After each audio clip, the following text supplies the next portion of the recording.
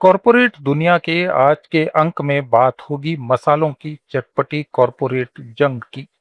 पूरी दुनिया में अपनी अनूठी पहचान रखने वाला भारत का मसाला उद्योग आज एक अभूतपूर्व परिवर्तन के दौर से गुजर रहा है। सदियों से खुले मसालों और स्थानीय स्तर पर चक्की से कूटने पीसने की परंपरा पर निर्भर रहने वाला ये बाजार अब तेजी से संगठित कॉरपोरेट और प्रीमियम ब्रांडेड क्षेत्र में तब्दील हो चुका है। इंडियन स्पाइसेस के एम्पायर पर कुछ चुनिंदा बड़े दिग्गजों का वर्चस्व है, जो न केवल घरेलू बाजार की दिशा तय कर रहे हैं, बल्कि अंतर्राष्ट्रीय स्तर पर भी भारतीय स्वाद का परचम लहरा रहे हैं। इस विशाल बाजार के सबसे ऊंचे शीर्ष पर एवरेस्ट फूड प्रोडक्ट्स का नाम उभर कर आता है, जिसका मुंबई से चलने वाला पैन इंडिया साम्राज्य 3,850 करोड़ रुपए के रिकॉर्ड रेवेन्यू के साथ पहले पायदान पर काबिज है। कंपनी ने केवल हल्दी, मिर्च और धनिया में ही महारत हासिल नहीं की, बल्कि उसके ब्लेंडेड मसाले जैसे चिकन मसाला, गरम मसाला और चाट मसाला ने बाजार में एक छत्र राज्य स्थापित किया है। एवरेस्ट को कड़ी टक्कर देने वाला और नॉर्थ इंडिया के सांस्कृतिक इतिहास से जुड़ा दूसरा बड़ा नाम महाशिया दिहट्टी यानी एमडीएच का है, जो मुख्य रूप से उत्तर भारत में अपनी मजबूत पकड़ बनाए हुए है। महाशय धर्मपाल गुलाटी जी के विज्ञापनों और पारंपरिक स्वाद के दम पर खड़े हुए इस ब्रांड ने 2025 के फाइनेंशियल ईयर में करीब 3,050 करोड़ रुपए का रेवेन्यू हासिल किया। जहां एवरेस्ट ने खुद को एक मॉडर्न और पैन इंडिया ब्रांड के रूप में स्थापित किया, वहीं एमडीएच ने शुद्धता और पारंपरिक मसालों के ब्लेंड्स को अपनी ताकत बनाया। विभाजन के समय सियालकोट से आकर दिल्ली में तांगा चलाने से लेकर देश के सबसे बड़े मसाला एम्पायर्स में से एक को खड़ा करने की एमडीएच की कहानी कॉरपोरेट जगत के लिए एक केस स्टडी की तरह है। साउथ इंडिया के मसालों का स्वाद और उनकी मांग उत्तर भारत से पूरी तरह अलग है, और इसी का फायदा उठाकर शक्ति मसाला ने इस इंडस्ट्री में तीसरा स्थान हासिल किया है। तमिलनाडु के ईरोड से चलने वाली इस कंपनी ने पिछले साल करीब 2,300 करोड़ रुपए का रेवेन्यू हासिल किया। शक्ति मसाला की ये सफलता ये साबित करती है कि भारतीय बाजार में केवल एक मजबूत रीजनल पकड़ के दम पर भारी कॉरपोरेट सफलता पाई जा सकती है। इस कंपनी ने दक्षिण भारत के विशिष्ट व्यंजनों जैसे सांबर पाउडर, रसम पाउडर और चेट्टिनाड स्वाद को पैकेट में बंद कर कंज्यूमर्स को एक ऐसा विकल्प दिया, जिसने उनकी रसोई के काम को काफी आसान बना दिया। इसी तर्ज पर चेन्नई की आची मसाला फूड्स ने भी साउथ इंडिया के बाजार में अपना दबदबा बनाया है। आची मसाला ने अपने अनूठे दक्षिण भारतीय व्यंजनों के कस्टमाइज मसालों के बल पर 2,170 करोड़ रुपए का रेवेन्यू हासिल किया। आची ब्रांड की शुरुआत पद सिंह पेरुमल ने बहुत ही छोटे स्तर पर की थी, लेकिन उन्होंने समय के साथ लोगों की नब्ज को पहचाना और पाया कि दक्षिण भारत में मांसाहारी और शाकाहारी दोनों तरह के भोजन के लिए रेडीमेड मसाला मिक्सचर्स की भारी कमी थी। आची ने इसी कमी को पूरा किया और आज वे न केवल देश के दक्षिणी राज्यों में, बल्कि गल्फ कंट्रीज और यूएस में रहने वाले तमिल और दक्षिण भारतीय प्रवासियों के बीच एक लोकप्रिय और विश्वसनीय नाम बन चुके हैं। एफएमसीजी दिग्गजों की नजर भी इस बढ़ते मुनाफे वाले सेक्टर पर टिकी हुई है। इसका सबसे बड़ा उदाहरण ओकला इंडिया है। ओकलार इंडिया ने भारत के दो बेहद लोकप्रिय और मजबूत ब्रांड्स बेंगलुरु के एमटीआर और ईस्ट इंडिया के ब्रांड ईस्टर्न का संयोजन करके दक्षिण भारत और भारत के प्रवासियों के बीच एक बड़ा बाजार खड़ा किया। इसने 2025 के साल में 1675 करोड़ रुपए का रेवेन्यू हासिल किया। पुणे के प्रवीण मसाले वाले, जिसे मुख्य रूप से उनके ब्रांड नेम सुहाना के नाम से जाना जाता है, एक विशिष्ट पहचान बनाई है। महाराष्ट्र और पश्चिम भारत के स्वाद पर केंद्रित करते हुए सुहाना मसाले ने पिछले साल 1400 करोड़ रुपए कमाए। सुहाना की ताकत उसके ready to cook masala packets हैं, जिन्होंने मिसिल पाव, कांदा लहसुन मसाला और कोल्हापुरी मटन जैसे काफी जटिल टेस्ट को एक ही पैकेट में समेट दिया।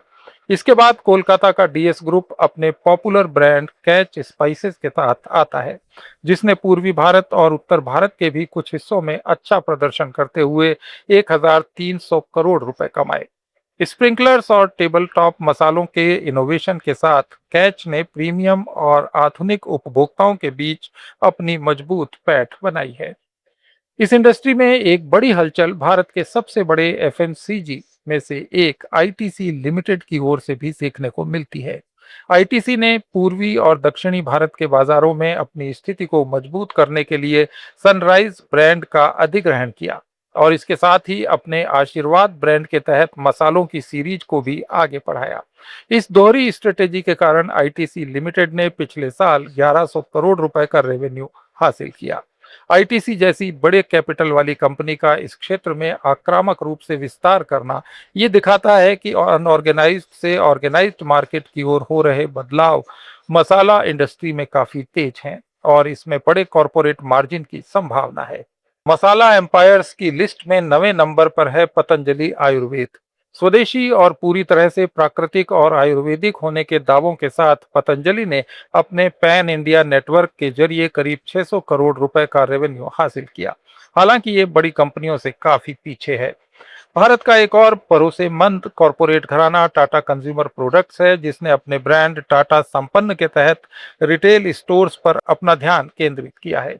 उच्च गुणवत्ता, शेफ लोडेड रेसिपीज और प्राकृतिक तेलों को बरकरार रखने की टेक्नोलॉजी की मार्केटिंग के दम पर टाटा संपन्न ने 2025 में 400 करोड़ रुपए कमाए।